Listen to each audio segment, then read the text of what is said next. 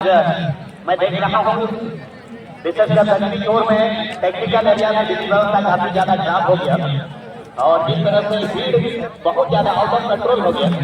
कल उम्मीद करेंगे हमारे जय क्लब में कर्ता के सभी कमेटी के सदस्य इस बात को दूर करेंगे, क्योंकि हमेशा मेरा मानना है कि महिलाओं के लिए स्पेशल जगह होना चाहिए।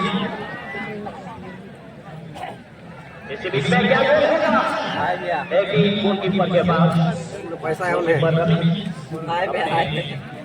क्लब में उनको लेते हैं किसी तरीके का कोई खतरा नहीं। बहुत ही मैं बार बार अनुरोध कर रहा हूं कि लेडीज एरिया में बहुत सारे जेंट्स वहां पर घुस गए हैं। मैं बार बार अनुरोध कर रहा हूं कृपया करके आप लोग खुद ही निकल जाएं, अन्यथा आप लोगों को मजबूर बहुत से लोगों को बुलाना पड़ेगा।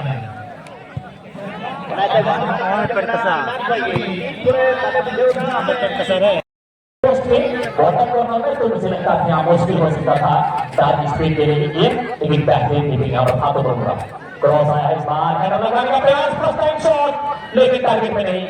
बहुत काफी रन हुआ है दर्शक देखा में जैसे भी यहाँ पर और अपना कहीं ना कहीं ज्यादा उत्साहित थे और 7 बजे का समय निर्धारित है।